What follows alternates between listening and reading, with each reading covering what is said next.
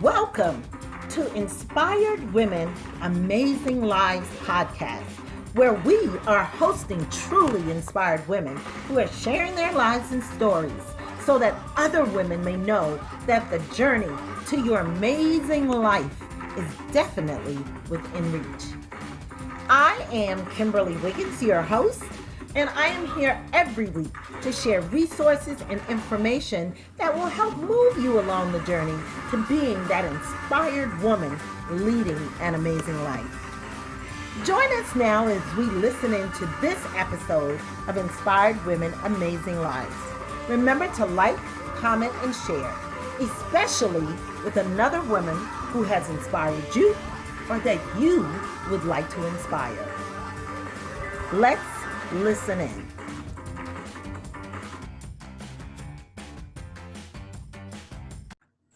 Welcome to Inspired Women, Amazing Lives podcast. And I have an amazing guest for you today. I'm so excited about this guest. I can barely get my words out. She is going to share so much great information today. Miss Nicole Dean, it's great to have you. Thank you. I'm excited to be here. Yes. Oh my gosh. Now, Nicole is an author, a business consultant, and a mentor, and just an all-around awesome human. And that, I believe, more than anything else I've just said. That's the most important. If I'm failing at the awesome human part, I'm failing. It doesn't matter on the money side of things. Nicole educates and empowers entrepreneurs to create kick-ass businesses so they can live a life with no regrets and maybe even make the world a better place in the process. In the business world, she sold millions, yes, you heard me, millions of dollars online and off, both for herself and her clients. She loves working with people who are fun, she loves to laugh, and she loves to earn a lot of money while making the web and the world a better place. I love that, love it, love it, love it. Oh my gosh. All right, so Nicole, I want you to tell me what is your story? What has brought you to this space that you're in, doing all this great work? And she does great work, believe me. Well, all superheroes have a great origin story, right? Yes. We'll go with that. Mine started in September of 2001. I was 9 months pregnant, and I had everything I could ever dream of. I had my husband, who I adore. He had his dream job working at Intel, and we're making more money than I ever thought was possible as a stay-at-home mom with my 4-year-old son. Wow. And we had just bought our dream house, and everything was absolutely perfect. And then, of course, you know, we were out in Oregon, so we were luckier than many. But, of course, on September 11th, you know, I'm very pregnant because my daughter was born only a few days later. Oh, wow. And we watched the towers come down.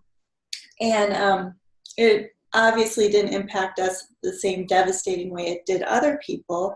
Mm-hmm. But in my husband's company, they closed his department of 300 people with the anticipated downturn in the economy. So 300 people were let go just right after my daughter was born. So she was born 9 days later. And then a few days after that, his department was closed, and it was like, good luck.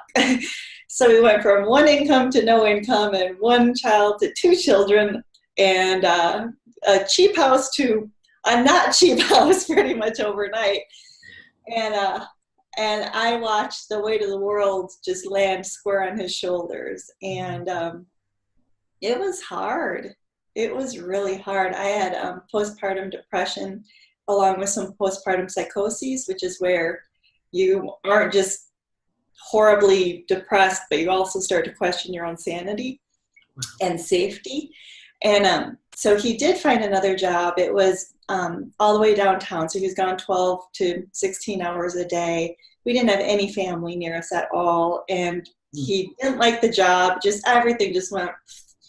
So when all that happened, I kind of went, oh crap, this is all on his shoulders. You know, he's falling apart every morning going off to hell. And I'm thinking, you're going off to hell. I'm here in my personal hell, you know, and I'm supposed to take care of these kids. And I don't know if I'm safe, but what am I supposed to do? You know, it's just a real bad time for us. So I was like, I've got to make some kind of money, and I've got to make it quick because this is not working. And so I looked online. This was back in 2000 and, well, right after 2011 or 2001 it happened. And so I started then, but you know, my daughter was little, and then I started experimenting with some direct sales, and I was making baby bracelets and just all kinds of things. And then around 2003, 2004, I was like, hey, there's this online thing. My husband is a computer programmer. Maybe I could figure out how to put something together, because most of everything I found just looks scammy and yuck and ugly. And I'm like, if I even have something that doesn't suck real bad, then I could probably do okay, you know, because it was really bad. So I was like, I only have to be better than these guys. So, you know, like the thing of a you really have to run faster than your friend, right? Right. Did you lose me for a second? Yeah, you have to run faster than your friend. So I started up a website to help work-at-home moms back in 2004. Caught Kelly McCausey's attention, won Work-at-Home Mom of the Year a few months later. And it was just by sharing what I had found and, you know, adding some humor and some heart to it and having it not suck and doing it consistently.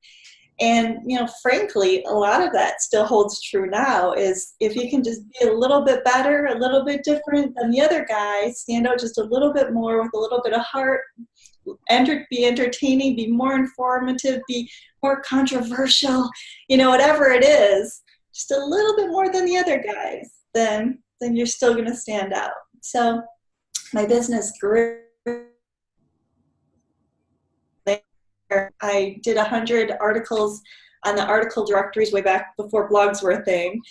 And so that got the attention of people. So I created a course about how to do article marketing, because it was actually working, especially I was in a lot of niches. I had over 100 websites at one point, from Halloween to exercise to romancing your husband to home decor, home organization, anything that, like, I had this one main website and I'd watch my Google stats, and anytime something would take off and I'd start making money from it, I'm like, I'm setting a site up on that.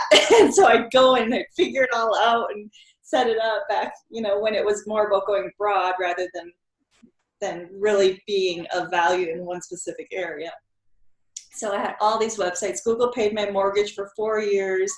It's just a huge, crazy, wild ride. And then in that process, I also worked for other people, because my philosophy was I can either pay to learn or I can get paid to learn. So I hired out to people to, I did a little ghostwriting at first, a little VA work. And then I figured out, oh, I'm doing affiliate marketing quite well.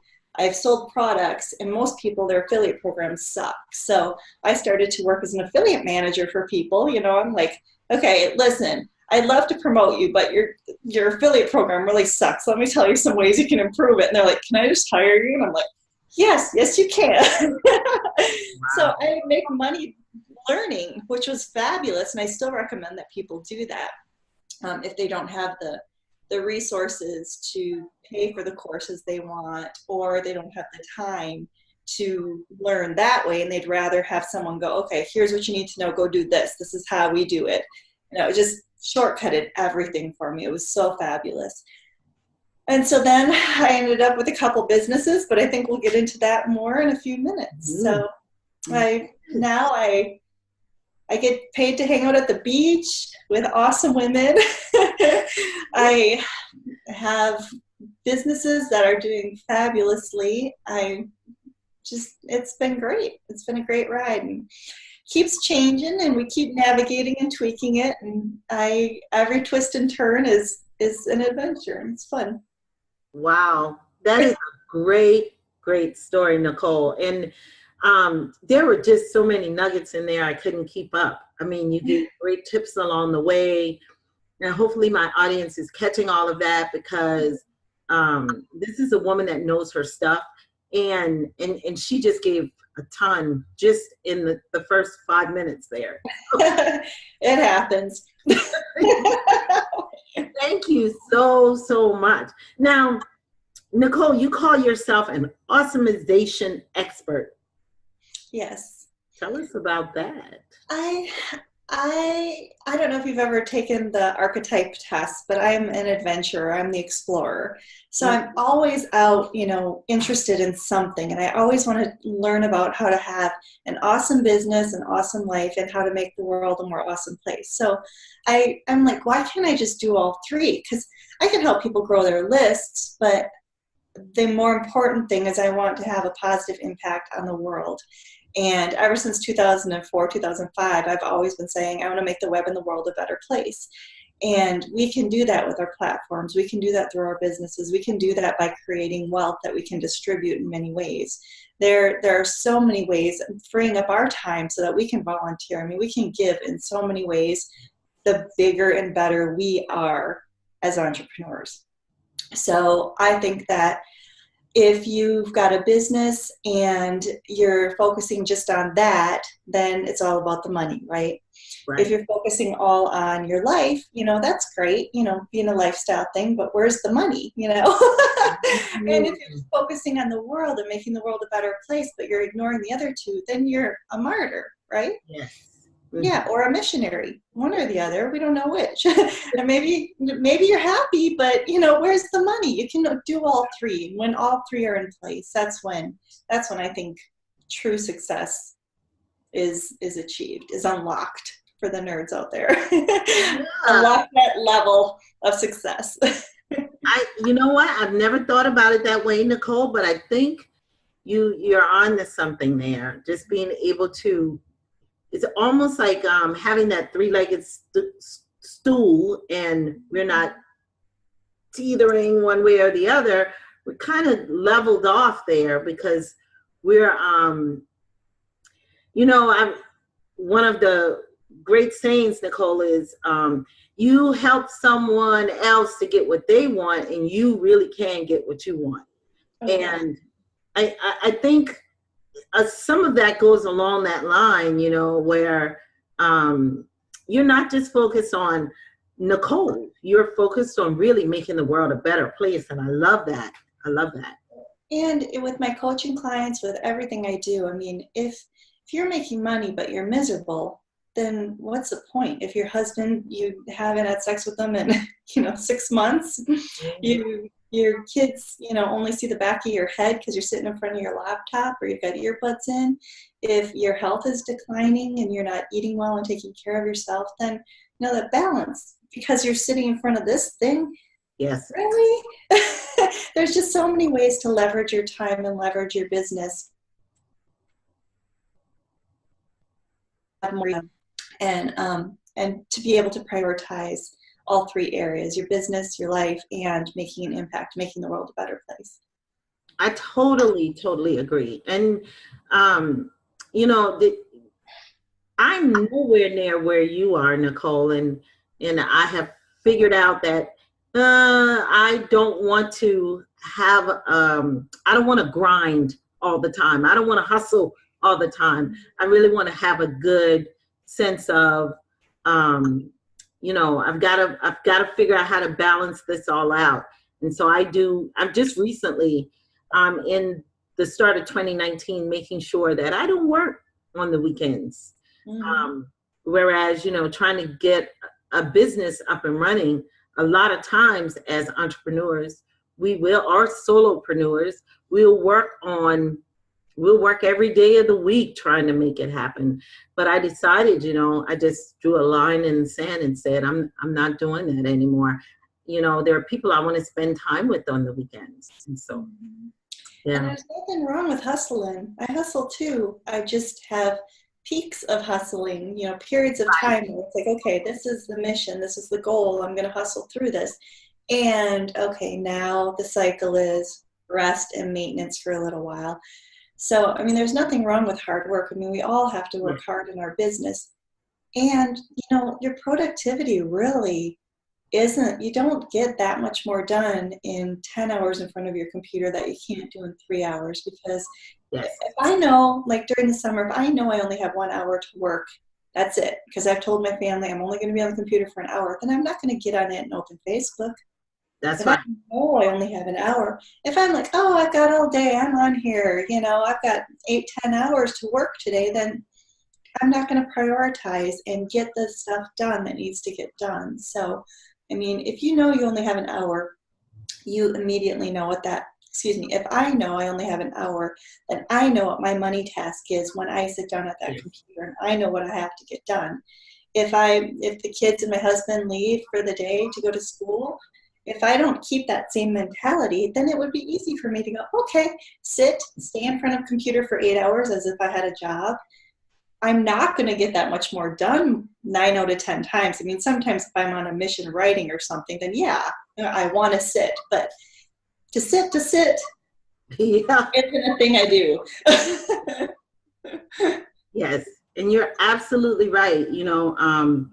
My time is my baby. So yeah, I nurse it very, very carefully. So great points. So Nicole, we talked about earlier, you have several businesses, Yes.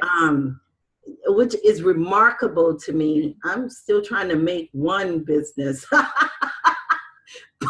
And when you said you had 100 websites at one time, it's like, oh, now I understand. So tell me about your different businesses and how do they all work together towards your specialization with collaboration and leveraging?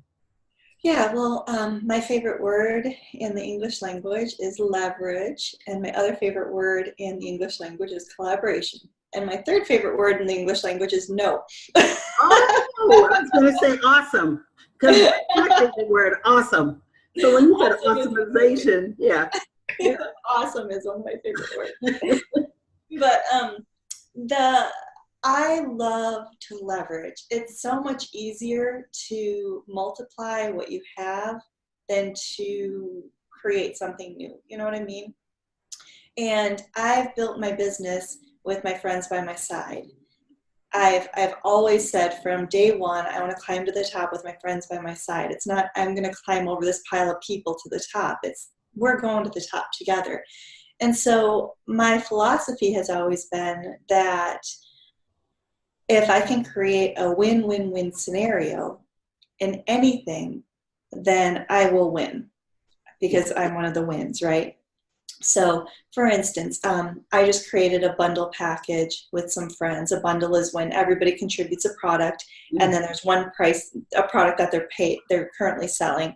Then there's one price point on it where people can pay that one price and then go download all of the individual products. And the reason why bundles work is because if the bundle is created well,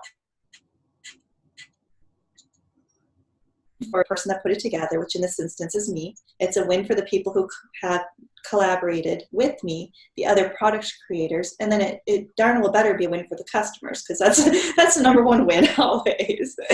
And so if I can create that situation, then how can that be anything but awesome? And that's collaboration. And it's also leverage, because I'm leveraging my friendships, I'm leveraging all of our lists, I'm leveraging all of our reach, I'm leveraging all of our reputations in one place, so that we'll all benefit and all grow. So that's, answering the leverage collaboration side of things. But as far as my businesses go, one of the businesses that you're most familiar with is Beachpreneurs, which was something that I founded with my friend Kelly McCausey,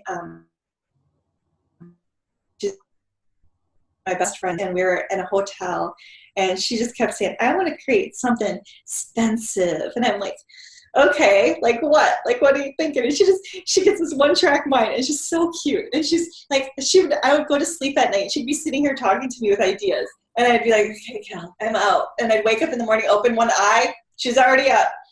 How about if we did this? I'm like, oh, you're hurting my brain. And then finally I said, okay, she's like talking about events we can have and stuff. And I said, okay, if we could get paid to hang out at the beach, I am in. Yeah. And so I'm like, how can we create that? And so I came up with the name Beachpreneurs, and we started talking about hosting mastermind retreats at the beach. And so we said, let's have the next one in 6 weeks. And I'm like, okay. And she's like, okay. And I said, okay. She goes, okay. And so we started looking at the houses, and the house that we picked was $10,000 for that stretch of time. And so then there was her plane ticket and stuff too. She goes, so either this is going to go really well, or this is going to be a $10,000 vacation for 2 of us. And so the first one we almost filled. So it was profitable in 6 weeks. And it was great, and it was magical, and we had bold breakthroughs at the beach, and it was fabulous, and it's everything we ever dreamed of. So at the end, we're like, okay, when can we do it again? So we did those every 6 months for a while here at Pensacola Beach. Now we do them once a year in March, because October, when we had our other one, was still itty-bitty in hurricane season. So we had a couple tropical storms kind of around the area that made the ladies nervous. I was fine because I knew they were far enough away, but spouses and things were not okay with them flying into them. So since then, we also have Beach Camp, which is the hotel event in Daytona Beach, where ladies fly in. They're all women only. And we do 3 days of bold breakthroughs at the beach there with that nice long lunch break. But what is it, like a 3, 4, 5 hour lunch break? It's nice and long so we can go have adventures and stuff. And then recently we decided, Kelly came down for 6 weeks last winter in February. And so we decided that we wanted to do that every year, and also have other ladies come in and spend some of that time with us. So we invented Beach Condo, which is a 1 week immersion type of thing where we've got 4 condos rented. Each one is 4 bedrooms, and the ladies can fly down and stay for a week with us, and it'll be all kinds of personal stuff and business stuff and masterminding and fun, and it'll be awesome. So that's Beachpreneurs in a nutshell. Anything you want to add to that before I go to the next one? Oh, wow. No. I mean, ladies, okay, if you're listening to this, please know that there are a group of ladies that are doing business at the beach. They're having fun, but they're doing business at the beach. And it is great. So, yeah, I definitely wanted to talk about that, because, you know, a lot of people have this dream. I've met a lot of women who say, well, I just want to do business by the beach. Well, there's a group of ladies that do that. Yeah. So as you've experienced Beachpreneurs, it's pretty cool. Yeah. The next business that is easy to talk about is Coach Glue. And we started that under a different brand in 2010, because I had been in the content business since 2005 on my own. And then my friend Melissa Ingold and I were talking about doing something fun together. And so we hadn't seen anyone specifically creating content and training for business coaches. So at least not high-end, you know, business coaches were using things here and there that they could find, but they hadn't found, we hadn't seen anyone doing a high-end, done-for-you coaching and training and content that business coaches themselves can take, license, and teach to their audiences. So we create the scripts and the planners, things like that. They can then open those documents, use them as if they created them, change them as much as they like. Unlike some franchise stuff and license things where you can't change it, we're just giving you the draft. You go with it. You know, that's your starting point. You go, you make it awesomer than we could have ever dreamed. You teach your tribe, you make an impact, you make them love you, you make them money. So we started it under and then after a few years, we're like, okay, this is taken off, but we need to upscale a little bit. And so that's when Melissa and I started thinking about a new brand, and that's when I came up with Coach Glue. And she's like, what? I said, we make your clients stick to you. And she's like, Let me think about that, because I was trying to think of like coach in a noun. So like my daughter was helping me, or like Coach Donut, Coach Karma, and I'm looking up like going through animal books, Coach Panda, Coach, just all these things. And then finally it came to me, but. Wow. And Coach Glue is amazing. Oh my gosh, there's so much stuff in there. It's like a wish list for coaches. Yeah, it's pretty special. It's really pretty special, if I can say so myself. Mm-hmm. Melissa is incredibly brilliant. She got her thumb on that industry. So nice. And I work on a lot of the relationships with the affiliates and things like that on that side. We both brainstorm and make decisions together, and it works. Yeah. It just works. Nice. It's amazing what happens when you find a partner, and you found a couple of those that actually gels well with you, and so it's like you're yin and yang, huh? Mm-hmm. Definitely. And I knew both Kelly and Melissa for years before that. That wasn't something I went into lightly at all.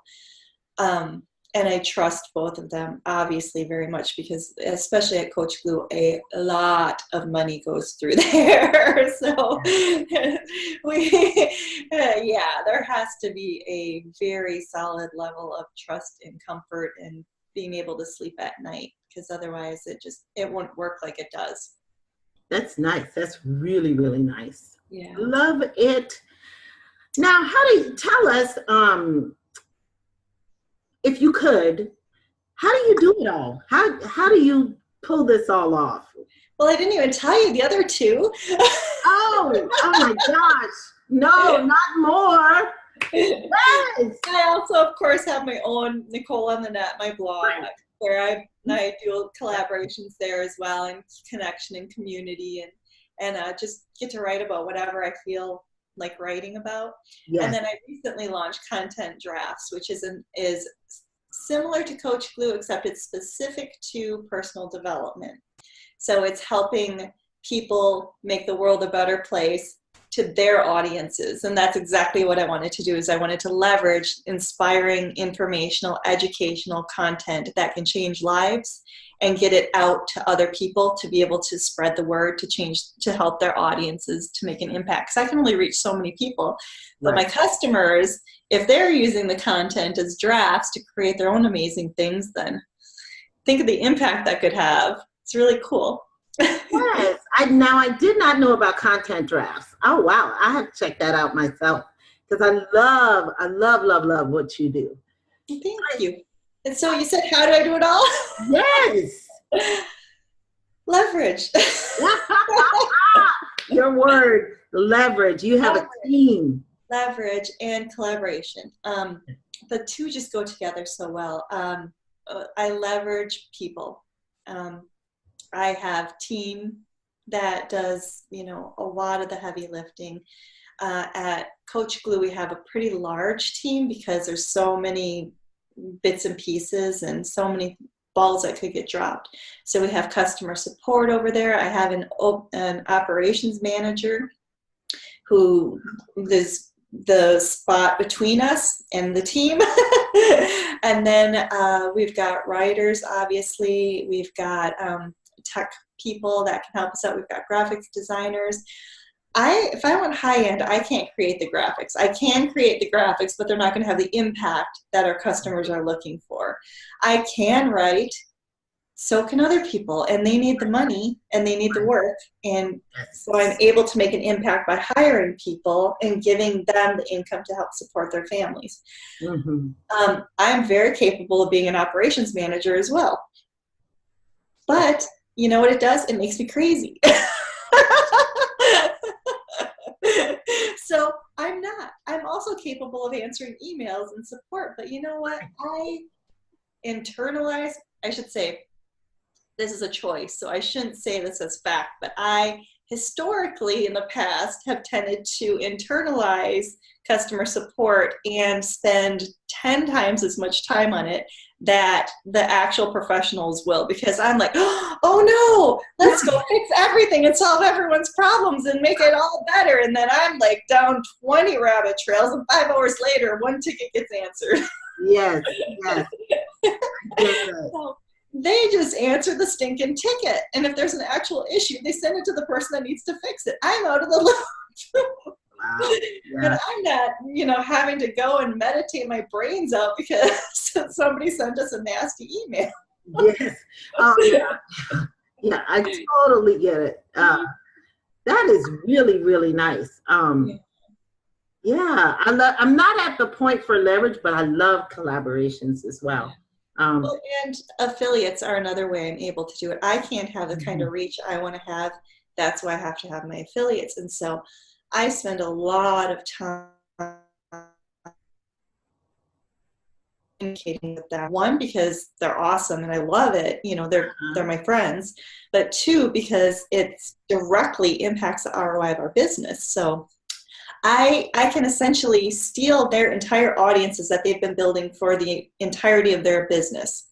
They've spent years building this audience, and because I have a relationship with them, I can tap it with an ask pretty much whenever I want.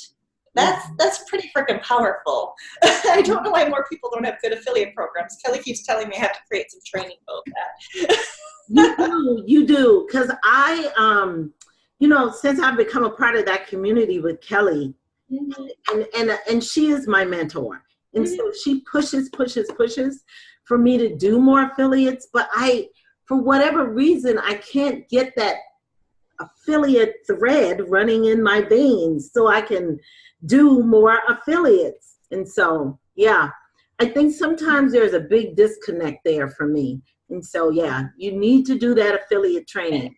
Well, the affiliate training I was referring to is the people that are promoting the affiliate, or that have the products that are getting the affiliates. So there's the two sides, obviously. There's the product here, and then there's the affiliates promoting it over here, but then they're paying the affiliates. Right. So, yeah. So it's that side of things. But so there's the side where you're actually promoting things like, hey, I found this cool thing and here's my affiliate link. But then there's the management side of that, which is where I think it's really cool. Where you actually go out and find the affiliates and help them promote. Yes. And that, yeah, I'm glad you clarified that, because everybody does that. Everybody does that. But that is the side that Kelly keeps pushing me to do, is just find more affiliates to promote. And for whatever reason, I don't know. Yeah, that would be perfect. Now, Nicole, if you could just share with my audience a little bit, some quick tips on how to collaborate with other people in your industry to get success in whatever they're doing, to have success with that, and build relationships and just being able to collaborate with other people in their industry. Okay, well, that is a huge question, because there's at least 30 different ways to collaborate that I've counted recently.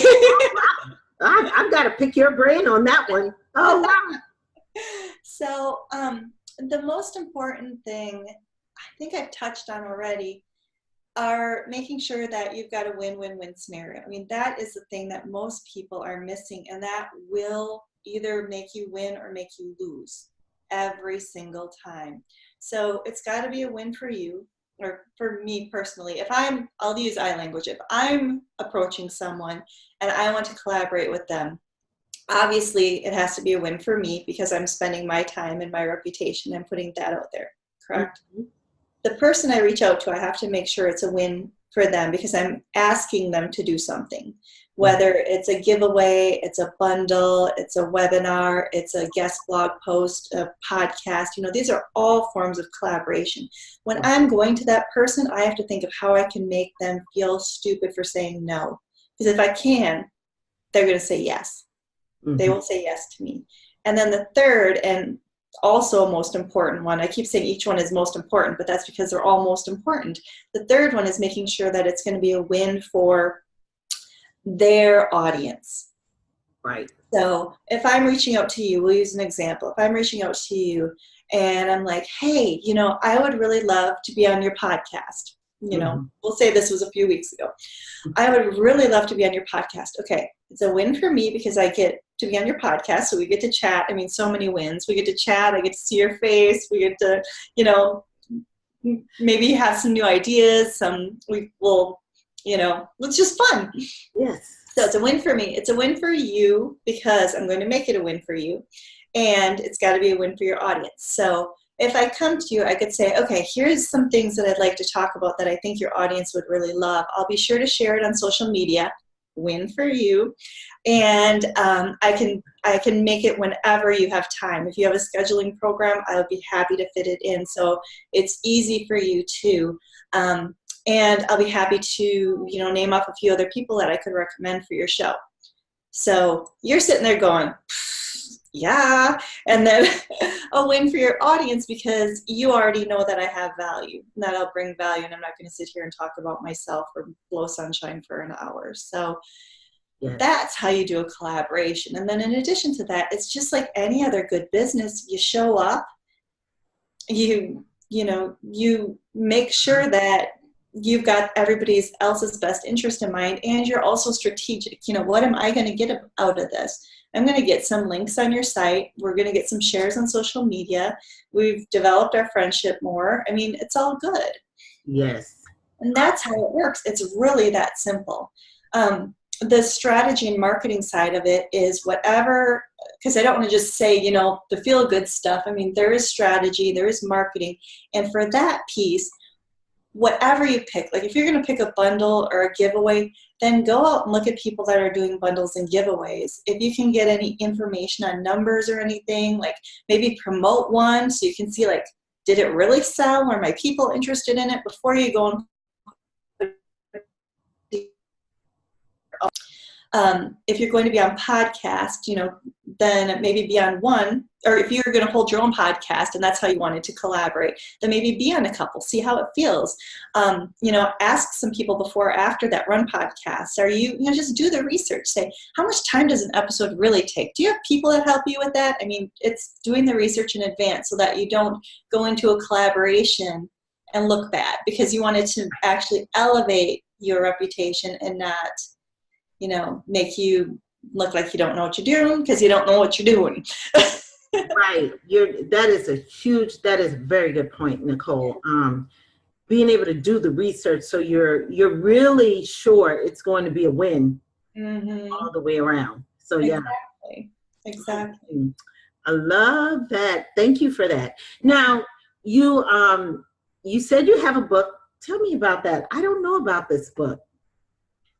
Well, it's a book I wrote a few years ago, a collaboration. Actually, I should say my friends wrote a book for me a few years ago. It's Blogging for Profit, and I got 26 really awesome people to help contribute to that, including Pat Flynn and Lynn Terry and Callie McCausey. And and it just basically goes through like basic questions that someone might have about blogging, and then each person, what I love about it the most is each person gives their answer to that question, because not every answer is going to resonate with everyone, and I wanted to show that there is not one right way to do things, one right way to do things, and anyone that tells you that there is trying to sell you a $5,000 program.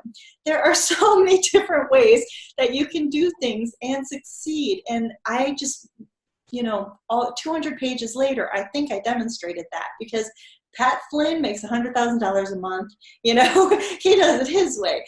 All these other people are doing it their way, and they all work.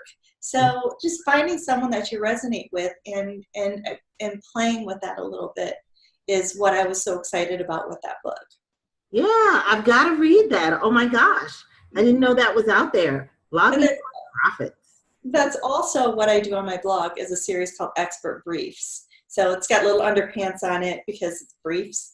And so I have friends and I send them questions and then they send back their answers. And so some of the recent ones were on meditation and list building and how to deal with, can I pick your brain, things like that. So all that.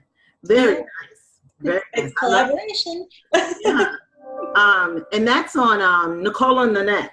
Yes. Yes, very nice site. If you are looking for it has so much information on there. I was just trolling around, just learning more about Nicole, and I was like, oh my gosh, there's so much information on here. That's an awesome, awesome site. Now, there on Nicole on the net, you had, and we don't have time, of course, to go into all of this, but there is an article on there where Nicole talks about her, your journey with adoption. Mm. Yes. Oh my gosh, that was such an amazing article. Nicole, I cried several times just reading that article. It was an amazing, I get teary-eyed just thinking about it now.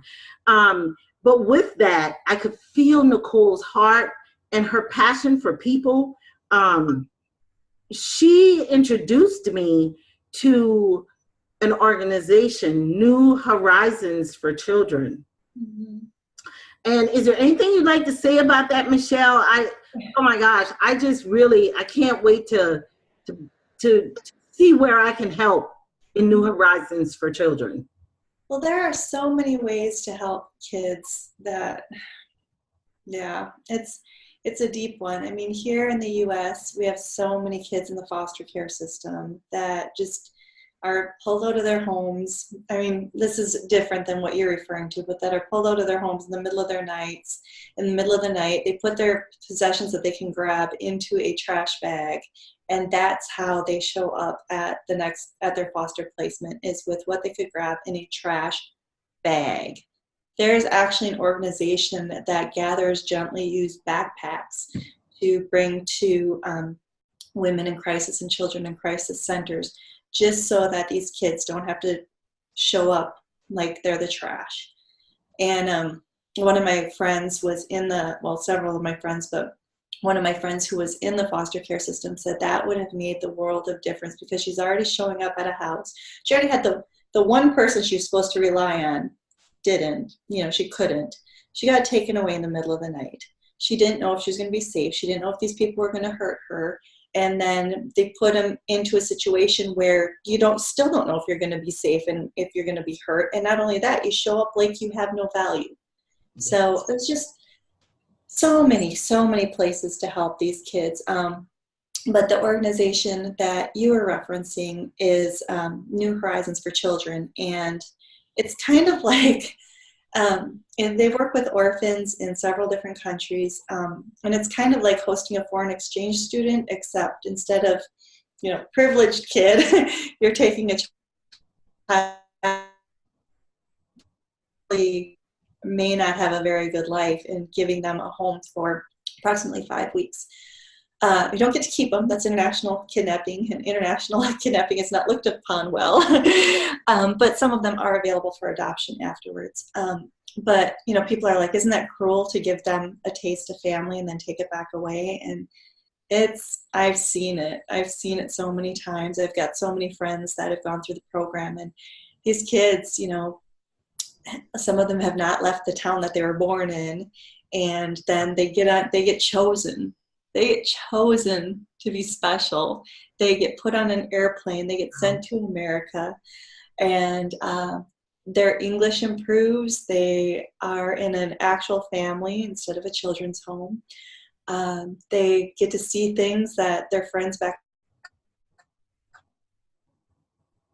When they go back, like for instance, my Evita, when she went back, her English had improved so much that she got bumped up a year. Everyone all of a sudden knew who she was, and she started to have more friends and self-confidence, and just it made a world of difference for her to be loved on and to have that experience. I mean, not just the English language skills, but just the personal skills, just everything. And I don't want to give too many details, because the stuff that people don't need to know, but it can be bad. It can be really bad. And in Ukraine, for instance, the kids leave the children's home at age 16. They're sent off with their possessions in a trash bag, just like here in the U.S. The U.S. is so so great, but yet we can't take care of our children. But in Ukraine, that happens too. At age 16, they graduate and their possessions are put in a trash bag and they're sent out the door, and that's it. So a lot of them end up in prison, in the sex trade, or commit suicide, or on drugs. It was like 30% of them commit suicide. It's a bad number. I don't recall off the top of my head, but it's bad. Oh, wow. So it's not making a huge difference, but in my opinion, anytime you make any difference, it's better than not, right? Yes. Yeah.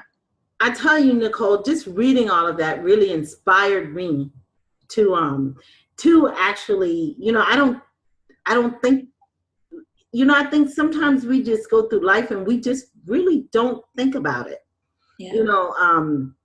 And it made me feel blessed at the same time. It made me feel so blessed to, where I grew up in a little country town with my brothers and sisters. It was a lot of us.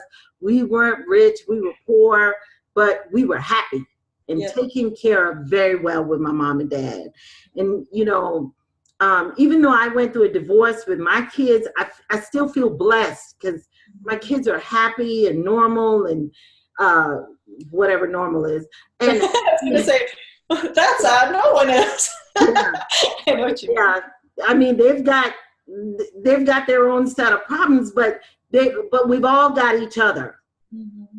And we're able to, they're able to just enjoy life. They're able to do things that other kids haven't been able to do. So, it just gave me a new perspective for that, and so I thank you for that. I really appreciate it. Just writing that blog post just made a world of difference when I read it.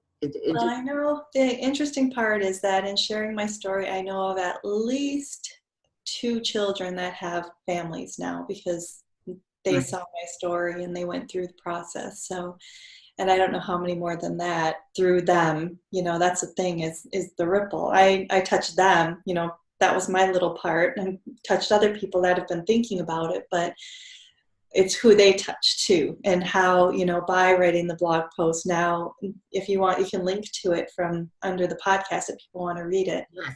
Who knows who that could impact. And it doesn't even have to be through that organization. It's like I said, the foster care system here is so in need of good people. And it's just, my husband's a middle school teacher. He works for benefits and because he loves kids. Well, and he gets paid too, obviously, but just his experience with some of those kids too. They're such good kids, and they are just, it's heartbreaking. Yeah. Heartbreaking what they go through. Yeah. Not having any stability. And people say, well, why would you adopt a teenager? And it's like, are you insane? You really ask me, why would you adopt a teenager? Because you aren't a parent for 2 years.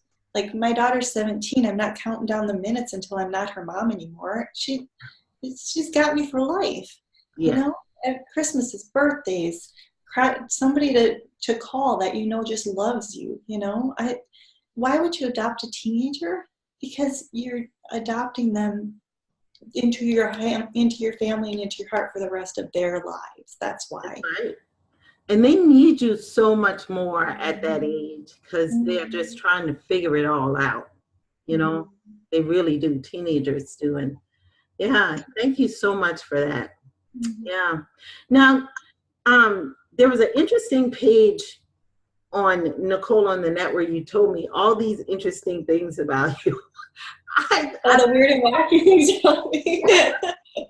I laughed so hard when I was reading some of that.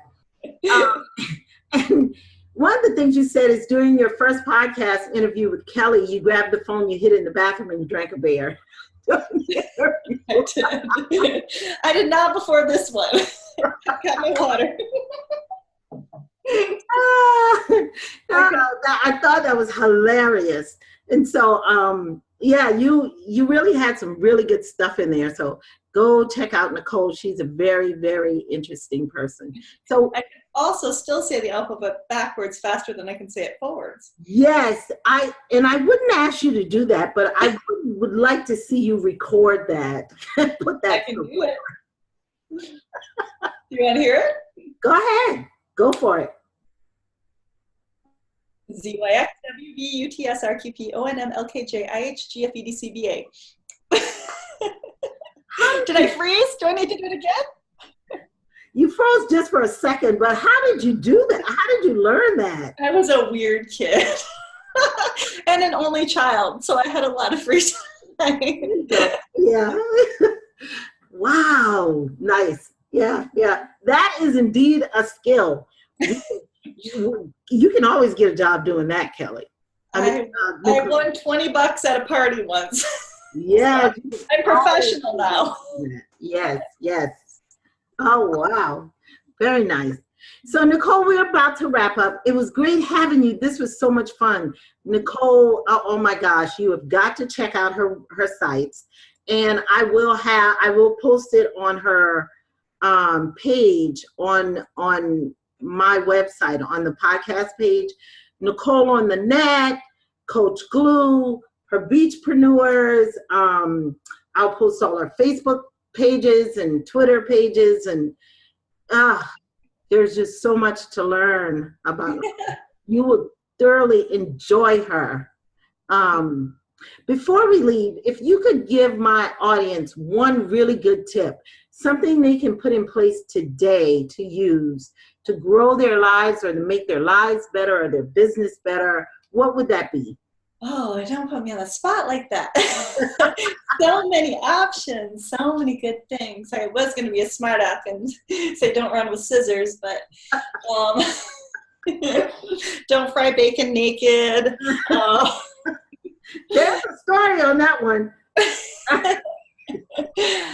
I would say when you sit down in the morning, go back to what I said about the 1 hour a day rule. I mean, pretend you only have 1 hour a day to work on your business. And so when you sit down, know exactly what that's going to be. Spend the hour like that's all you've got that day.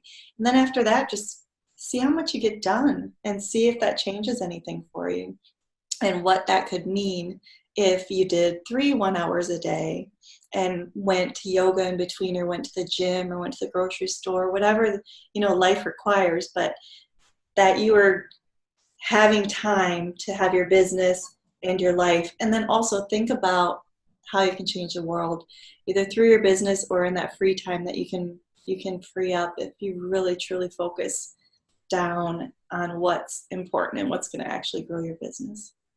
Yeah, that's a great tip. Because so many times we are trying to first of all, we create these humongous lists. Really throw us off. And so just trying to figure out the small pieces. What are you going to do for that 1 hour a day? Yeah, that's really good. I like it. Where can you leverage? Yeah, I love it. Now, I know that Nicole has a free gift for you all, and it will be on the podcast page. I will put a link to it. I think she has so many, she can't decide. You tell me. We'll make it happen. Yes. So we are definitely going to have a free gift on there so you can really get to know Nicole and what she does and all about her site. Coaches, if you discover Coach Glue, you will feel like you're in. When I first discovered it, I was like, where has this been? I needed this in my life for so long. Where has this been? So, yeah. Thank you so much for stopping by, Nicole, and sharing with us. I really appreciate it. Thank you for having me. It was such a surprise, such a fun treat.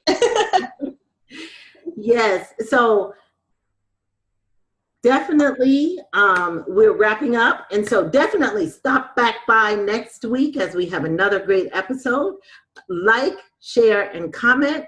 And share Inspired Women, Amazing Lives with another woman that inspires you. And with that, we're gone. Bye. Thank you for joining me for this episode of Inspired Women, Amazing Lives podcast. where we help women to be truly inspired to live their most amazing lives. Please subscribe to the podcast to be notified of new content each and every week. Feel free to like, comment, and share with the women who inspires you the most.